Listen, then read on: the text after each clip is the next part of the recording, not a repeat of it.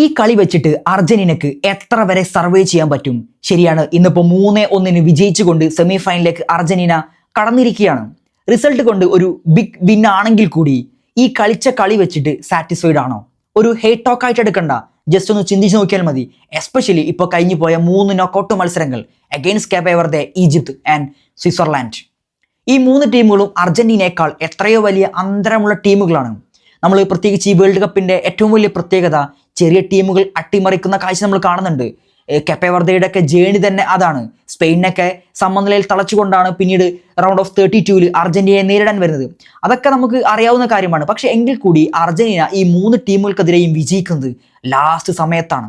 FIFA റാങ്കിങ്ങിന്റെ 1-ാം സ്ഥാനത്തുള്ള ഒരു team 67-ഉം 19-ഉം 29-ഉം സ്ഥാനത്തുള്ള ടീമുകൾക്കെതിരെ കളിക്കുമ്പോൾ മത്സരത്തിൽ അർജന്റീനയിൽ നിന്നും വിജയം നഷ്ടമാകുന്ന കാഴ്ച പോലും നമ്മൾ കണ്ടിട്ടുണ്ട്.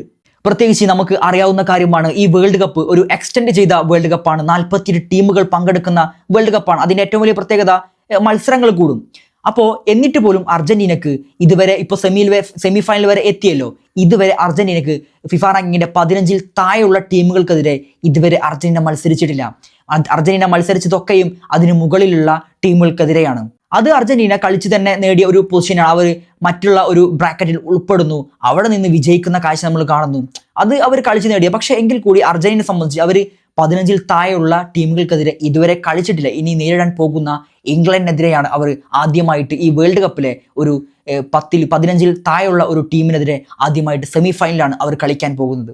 ഇനി താരങ്ങളുടെ പ്രകടനം കൊണ്ടാണോ അർജന്റീനക്ക് ഇങ്ങനെയൊക്കെ സംഭവിച്ചത്? ഒരിക്കലുമല്ല. താരങ്ങളുടെ പ്രകടനം നമ്മൾ നോക്കുമ്പോൾ, അവരുടെ കളികൾ നമ്മൾ കാണുമ്പോൾ, അവരുടെ റേറ്റിംഗ് നമ്മൾ നോക്കുമ്പോൾ നന്നായി എഫേർട്ട് ഇട്ടുകൊണ്ടാണ് അർജന്റീനയുടെ ഓരോ താരങ്ങളും കളിക്കുന്നത്. മെക്കാലിസ്റ്റർ ആണെങ്കിലും അൽവാരസ് ആണെങ്കിലും മാർട്ടിനസ് ആണെങ്കിലും നമ്മൾ ഓരോ പൊസിഷനെ നമ്മൾ എടുത്ത് നോക്കുമ്പോഴും അവിടെയൊക്കെ അവർക്ക് ഏൽപ്പിച്ച ഡ്യൂട്ടി അവർ കൃത്യമായിട്ട് ചെയ്യുന്നുണ്ട് എന്നതാണ്. അതിൽ നമ്മൾ എടുത്തു പറയേണ്ട ഒരു കാര്യമാണ് ലിയണൽ സ്കലോണിയുടെ ചില ടാക്ടിക്സുകൾ.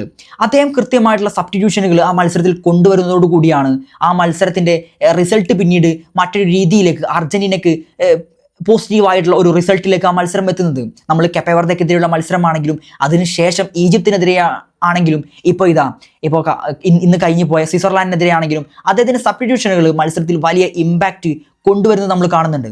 നമുക്ക് ഏറ്റവും വലിയ കോൺഫിഡൻസ് തരുന്ന ഒരു ഡിപ്പാർട്ട്മെന്റാണ് അർജന്റീനയുടെ ഡിഫൻസ് എന്ന് നമ്മൾ പറയുമ്പോഴും അവസാനം കളിച്ച 4 വേൾഡ് കപ്പ് മത്സരങ്ങളിലും ആ അർജന്റീനയുടെ ഡിഫൻസ് ലൈൻ ബ്രേക്ക് ചെയ്യാൻ ഒപ്പോണൻസിന് സാധിച്ചിട്ടുണ്ട്. പ്രത്യേകിച്ച് നമ്മൾ ഈ മത്സരത്തിലേക്ക് വരുമ്പോൾ ഒരുപക്ഷെ ആ റെഡ് കാർഡ് അവർക്ക് ലഭിച്ചില്ലായിരുന്നുവെങ്കിൽ എന്തായിരുന്നു റിസൾട്ട്? അത് ഷുവർ റെഡ് കാർഡാണ്, അതിൽ യാതൊരു തർക്കവുമില്ല.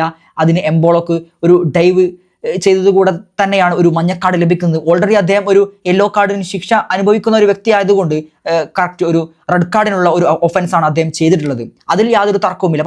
ഒരുപക്ഷെ ആ റെഡ് കാർഡ് ലഭിച്ചില്ലായിരുന്നെങ്കിൽ എന്തായിരുന്നു റിസൾട്ട്?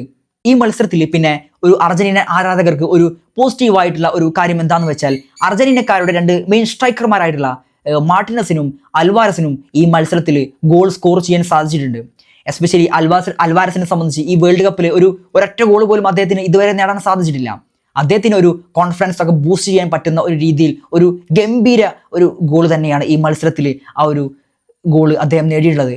അതുപോലെ തന്നെ മാർട്ടിനസിനും ഒരു പെനാൽറ്റി അല്ലാതെ മറ്റൊരു ഗോളും അദ്ദേഹത്തിന് ഈ വേൾഡ് കപ്പിൽ ഇതുവരെ നേടാൻ സാധിച്ചിട്ടില്ല. അവരെ 2 സ്ട്രൈക്കർമാരും അർജന്റീനയുടെ 2 സ്ട്രൈക്കർമാരും ഇതുവരെ ഒരു സൈലന്റ് പെർഫോമർ ആയിരുന്നു.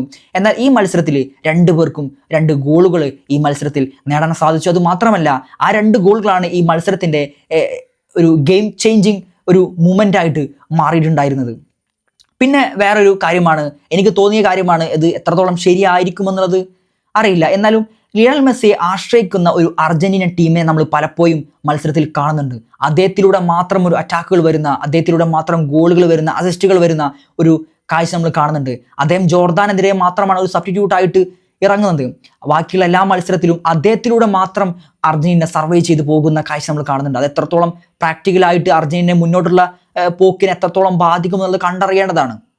സ്വിറ്റ്സർലാൻഡിനെ 1-നെതിരെ 3 ഗോളുകൾക്ക് പരാജയപ്പെടുത്തിക്കൊണ്ട് അർജന്റീന വേൾഡ് കപ്പിന്റെ സെമി ഫൈനലിലേക്ക് കടന്നിരിക്കുകയാണ്. ഇനി സെമി ഫൈനലിൽ അവർക്ക് എതിരാളികളായിട്ടുള്ളത് ഇംഗ്ലണ്ടാണ്. ഇപ്പോൾ ഇനി 4-ാം സ്ഥാനത്തുള്ള ഫിഫ റാങ്കിങ്ങിൽ 4-ാം സ്ഥാനത്തുള്ള ഒരു ടീമിനെതിരെയാണ് ഇനി അർജന്റീന നേരിടാൻ പോകുന്നത്. What will happen? കണ്ടറിയാം എന്തായിരിക്കും ആ മത്സരത്തിൽ സംഭവിക്കാൻ പോകുന്നതെന്ന്.